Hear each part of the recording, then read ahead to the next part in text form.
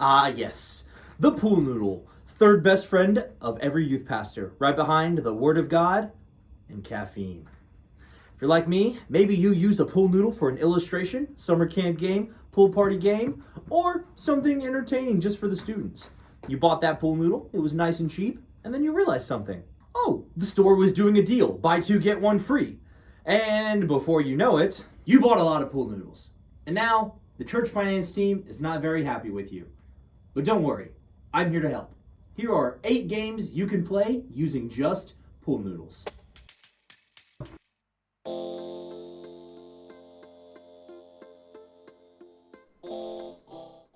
Okay, so the first one we got here is a pretty simple one, pretty obvious, just pool noodle fight. Bonus points if you can have them knock a hat off someone else's head. Some people like to play different rules. One hand, two hand holding the pool noodle doesn't really matter, but that's an easy one. This is especially good if you've got junior high boys because they like to be, really loud and obnoxious. You just got to be careful that they don't whack each other too hard because even getting hit in the face with the pool noodle can hurt a little bit. Next up we have what I call, hey, that's my noodle. It's probably got a different name, but that's what I call it. This game is really simple. All you have is you have one person with 2 pool noodles, one pool noodle as his weapon in hand, and one pool noodle between his legs. Everyone else starts off in a corner in the wall, and they are trying to steal the pool noodle out from under the middle guardian, hence the term, hey, that's my pool noodle.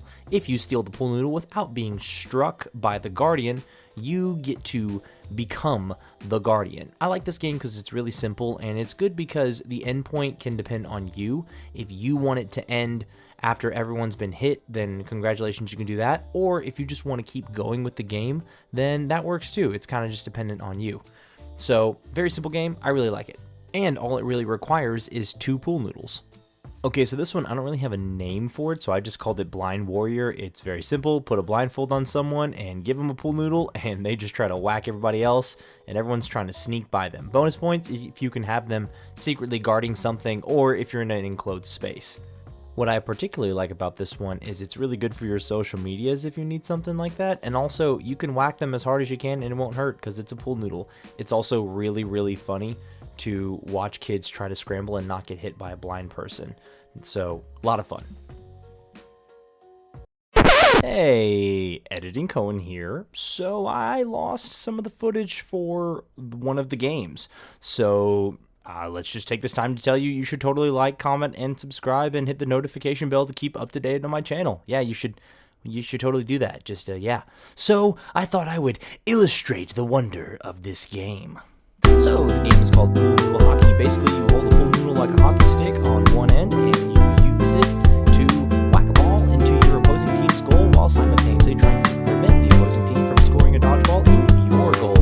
The more people that you have in this game, the more dodgeballs you're going to want to have. It's very simple, very fun, and it's like hockey, but without the skates and with pool noodles. So, yeah, and if you score more goals than the opposing team, you win! Next up, we have Telephone Pool Noodle Edition. I know it sounds simple, but it is pretty funny to watch people put a pool noodle to their ears and the other end to their mouths and try to communicate. You think initially this is a very simple and not very difficult game, but it is really funny to play. Plus, if you want to play telephone, but you're worried about people getting up close to each other, don't worry. You don't have to worry about that because we have pool noodles. Talk about keeping distance. Next up, we have what I personally call the drop game. I've seen this on some Instagram and social medias, and people probably have different names for it, but this is what I call it. It's very, very simple. All you do is you give one pool noodle to each person, and when you say go, you have them go to either their right or their left, with the objective being they have to catch the pool noodle of the other person before hitting the ground. The bigger the group, the more fun this is. I really enjoyed this one. All right, next up is Pool Noodle Lacrosse. This one's really simple. All it is you need a dodgeball and a goal of some kind, like buckets or trash cans or something. And the objective is simple: break them up into 2 teams. And like in lacrosse, they are trying to scoop up the ball and put it in the opposing team's goal. I use big trash cans or buckets, anything works. I do recommend using a dodgeball. A soccer ball or a basketball can be a little too heavy. And the bigger the group, the more dodgeballs you should use. So if you get like 30, 40, 50 people, you got to use a bunch of dodgeballs because then they're going around and not everybody's fighting over one dodgeball, and there's more team and strategy to it, and it's just the right amount of intensity, and so it's a really, really enjoyable and simple game. Lastly, we have, yep, that tracks. It's very simple. All they got to do is use the pool noodles to create a track for a dodgeball to go all the way down from one side of the room to the other. The more people there are, the more fun this is, but it's also fun when there's less people because basically you have people constantly going from the front of the track to the back of the track. They can't touch the ball with their hands. They can only use the pool noodles. All right, that is 8 pool noodle games that you can totally try out at your youth ministry. Hope you get to use all of them and have fun. Hope to see you guys in the next video. Take care.